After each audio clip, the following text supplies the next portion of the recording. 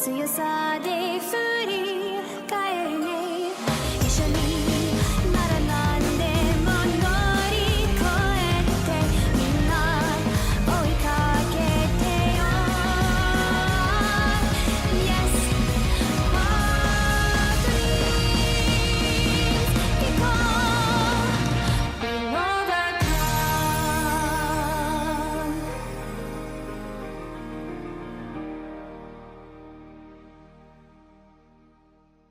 Alright, so I'm looking forward to this. Asagao Yeah. Academy Normal Boots Club So, Alright.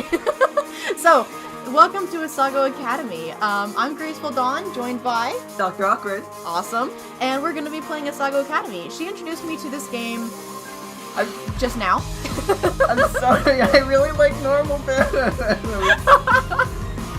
Alright then, so it's a little bit loud, so what I'm actually going to do is configure. I'm going to turn music volume down to like half. Right about there, I guess, right? Yeah. Okay. I also recommend doing the same for the other two. For the other parts. two? Yeah? Okay. There and there.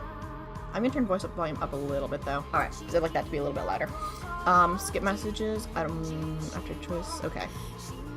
Auto forward time. I'm gonna turn that up a little bit. And text speed is gonna be turned up as well. Alright then. So, I have never played this game before, but my friend here, can I call you by your first name? Is Yeah, that okay? that's Okay. fine. Alright, so Jacqui here has played this game before, and she's a big fan. Yeah. I've done like everything in the game. Alright, so we're just gonna hop on in. I don't know what I'm getting myself into here. Shenanigans, that's what. Alright, we're gonna have fun with this. So, here we go. Chapter 1. I'm sorry. So do you want to get Hana or do you want me to? Do. Alright, guess I'm doing this. Hana. Go for it. The train made its way along the gentle curve of the coast of Japan, whisking me farther and farther away from home. Across from me sat a boy, face half buried in the newspaper. Oh my god, are you Harry Potter? I couldn't. Oh my gosh! It's just my generic inner monologue voice.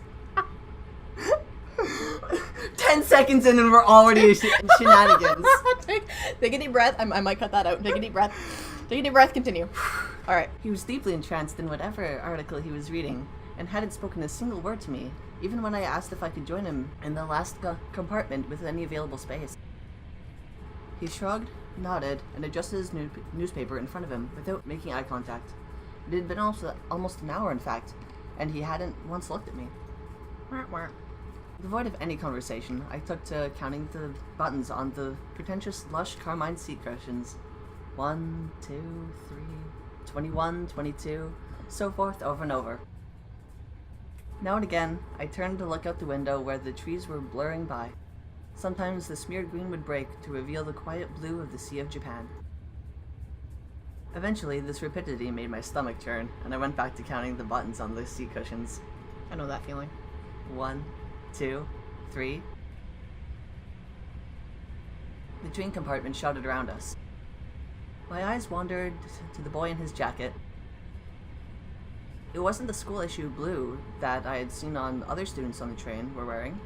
Instead, he was wearing a green varsity-like jacket with an embroidered patch poorly sewn at the front. So you're first year then? That's perfect, oh my god! You nail his voice immediately! It's my default dude voice. He folded his newspaper neatly, set it on his lap, and looked at me with a half-interested gaze. Did he just catch me staring? Now that the paper was gone, I saw his face. He watched me through heavy-lidded eyes. His hair was immaculately groomed, his teeth straight and blindingly bright. There was something about him, the way his light hit him, that made him look like he was almost sparkling? Oh my god, Edward. Me? He glanced around the compartment empty besides us, and laughed. Oh, no, I'm not a first year. I'm a third year. The train began to slow, metal wheels groaning against metal tracks. The sudden shift threatened to rob me of whatever was left in my stomach, but I closed my eyes, took a deep breath, willing to keep it in together. 'Cause I can read. What kind of impression would I leave puking on a student before I even arrived at the academy? Pretty darn good one. The boy frowned. I picked at the hem of my cotton skirt. That's not possible. I've never seen you before. It took me a moment of mouth fishing to find a response. It's because I'm a transfer student? He laughed again. A transfer student, huh? We don't get many of those. I removed my acceptance letter from the pocket of my uniform. The paper, heavyweight, off-white, had accumulated creases from my reading and rereading it, as if the words might have changed since the last time I read it. The boy took it, studied it, and handed it back to me. I'll see you around. Well then, Hannah, I'll suppose I'll be seeing you around. He smiled at me, picking up the suitcase lying next to him. By the time I hiccuped the response, he was already gone from the compartment. I stared out at the empty hallway of the train. It was then that I realized, having gotten it from my acceptance letter, he knew my name, and I never got his. Wah wah. The train settled to the station, and I filed out with the rest of the uniformed students. It was early April, and the frost of winter had come and gone. The trees were almost green, their leaves shivering with the occasional gust weaving through them. The air was mild, only a few clouds hanging in the sky. I walked along the road with a swarm of blue-jacketed bodies, looking at the little groups breaking off of the crowd. Everyone was buzzing so animatedly around me. Much unlike most of this game. I held my suitcase tight in my sweaty hands. It was leather-bound and worth more than anything it contained. It wasn't far to the school, and I was, for the first time in my life, thankful that what I owned didn't amount to much. Aww. I can relate. My school issued black Oxfords clicked on the pavement. I walked this walk over and over in my mind. So many nights I lay awake imagining what it would be like to walk from the train station to Asagao for the first time. My new start. I always imagined that everything would change for me on this walk. That somehow everything would be magically different.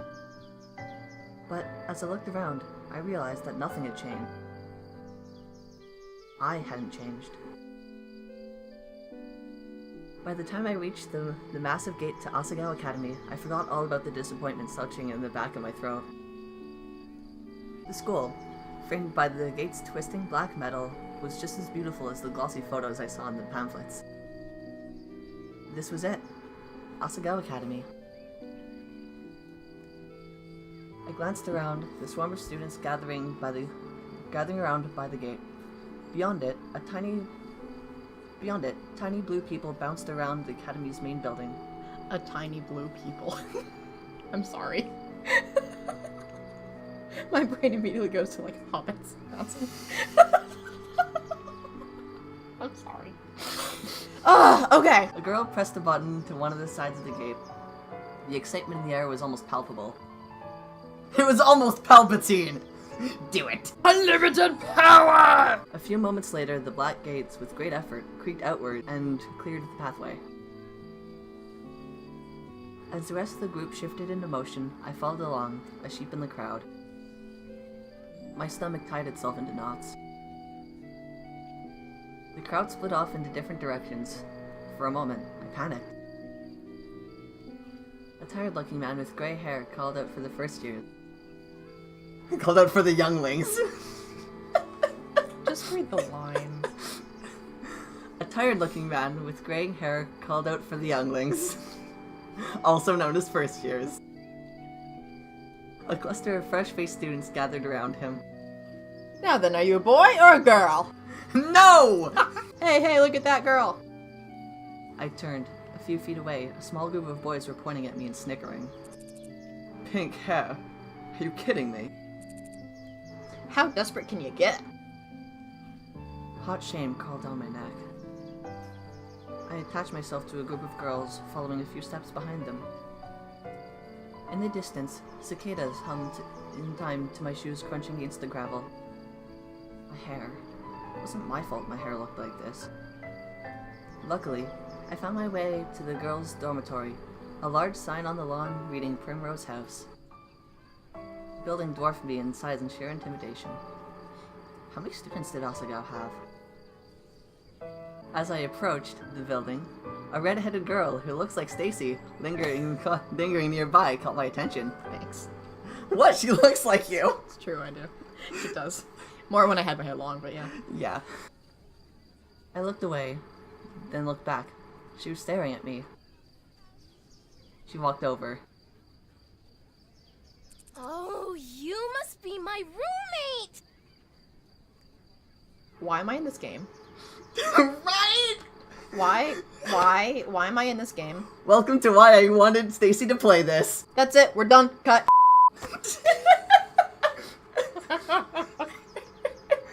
Oh, this game is great!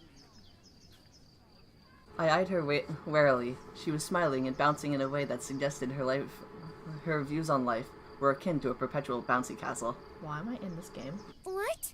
Me? Bingo. Of course, you silly. Let me guess, room 325?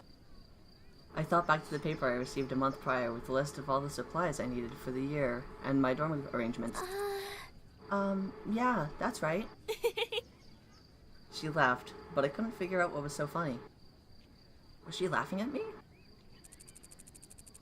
When I found my roommate was a transfer student, I knew you were going to be a total main character. I'm sorry, a what? Welcome to the joke of this game! When I saw you outside the gate, I knew it was you. I mean, look at that hair! I felt a lump forming in my throat. What was she talking about? You had to be making fun of me. I hadn't spent more than 5 minutes on campus and I was already being mocked. My hands began to tremble. Is there something wrong with my hair? Her face slackened from its amused smile to a more worried expression. Then she began to laugh again. Oh, no. It's great, I'm sorry. We're getting off on the wrong foot, aren't we? Oh, gosh. I'm Mai Sasaki. You must be Hana. Fun fact about this game, Yeah. about this tune, excuse me. It's actually a mashup between Pro Jared and JonTron's theme. That's awesome. Yeah. That is awesome. Again, this game is just one big meme. And I It is. love it. I bowed my head. Hello. It's nice to meet you, Mai. All your school books are waiting in our room with your welcome letter, and I read the envelope. I hope you're not mad. Mai started walking towards the dorm's front doors. I followed behind like a lost puppy. Did you check in at the front desk already? No, I didn't. I didn't know I was supposed to. Good, they'll offer to have a staff member give you a tour of the campus, but I can show you around. We don't get many transfer students in year 3, you know. Oh, is that your only bag? Just the one? I'm glad I brought an extra bag of stuff to decorate our room with. I started already, I hope you don't mind. But I did want to wait to string the lights. I thought we could do it together, you know? She spoke quickly, the words bubbling from her mouth, and left me no time to answer until the end of her monologue. Yeah, okay, that sounds good. She held the front door open for me, and I hurried inside. Girls filed up and down the hallway, howling greetings and exchanging vague niceties that were, more often than not, "How was your break?" and "Look at that tan you got." It seemed like everyone here knew each other. I followed Mai as she led me through the maze of students and up 2 flights of stairs. Each dorm floor looked the same as the last, narrow, white doors lining both sides of the pink walls, because we couldn't animate it. Thin gold numbers were tacked to the front of each, the numbers rising as we climbed. You're not missing anything with the campus tour, I promise. Mr. Saitomo does them every year, and he's, like, totally dull. He just drags you around the entire campus and talks in that weird squeaky voice of his. I'll tell you everything you need to know. I smiled, trying to let this calm my nerves. Thanks. We headed down a hallway to the 3rd floor. Mai stopped us in front of a door numbered 325. Here we are! A faint smell of... Potpourri. I know. Okay. I get tripped up on that word every time. I'm like, pot! A faint smell of marijuana wafted through the room. Get out. Get out. What? You're uninvited. Get out. A faint smell of potpourri wafted through the room. The walls, like the hallway, were a soft powdery pink. Maya darted to face them with a tapestry of posters, magazine cutouts, and photographs. Also, I want to point out something. Yeah. Obsession by Alvin Stein. Orchard Souls, Only My Guitar Understands Me World Tour. Again, this game is a giant joke. Oh, this is gold. Alright. Some of the photos were of cats, but most of them were male models and rugged musicians. A bunk bed, 2 writing desks, with wooden chairs, a small dresser, and a mirrored vanity, all clearly provided by the school, were the only pieces of furniture in this tiny room. And also that lamp, which they never point out, because I'm weird like that. Also, I like how the lights are strung up already. I know, that's pretty awesome. The top bunk was already covered in neatly tucked blankets and throw pillows, of clashing patterns and colors. The bottom bunk had a single stiff-looking pillow and a thin cotton blanket that I didn't need to touch to know was horribly itchy. I must have grimaced because Maya quickly smiled at me. I brought way too many pillows and blankets. I always overpack. I went to Italy over break and Mom got really mad at me because I bought 5 bags but only were there for a week. She laughed, pulled several blankets and pillows from her bunk and arranged them neatly on mine. A sudden twinge of guilt and embarrassment hit me. Perfection. There, much better. Thanks, Mai. I placed my suitcase on the bottom bunk and began to unpack its contents. Several changes of clothes, pens and pencils, empty notebooks, a few photographs of my father, a dilapidated stuffed rabbit, and an old portable radio, and a small black box. Maya opened the curtains and let the sunlight pour it in. So, where are you from? I slid the now empty suitcase under the bottom bunk. About 2 hours north of here. It's a small town called Amaririsu. You've probably never heard of it.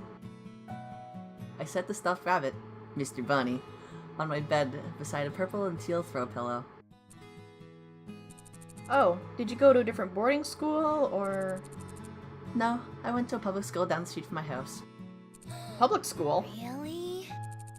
What was that like? Were the students mean? Did you have a lot of friends? I always went to private schools. My parents work a lot and my dad goes overseas, so I think they stuck me here for convenience. Oh, hey, what's that? I removed an ornately patterned origami crane from the black box and was setting it on the unclaimed writing desk. Oh, this? My mother made it for me a long time ago. I set it beside a stack of thick textbooks, which I assumed were provided for me. Aww. Wow, it's so pretty. I've never seen paper like that before. Oh yeah, the lights. Let me get them.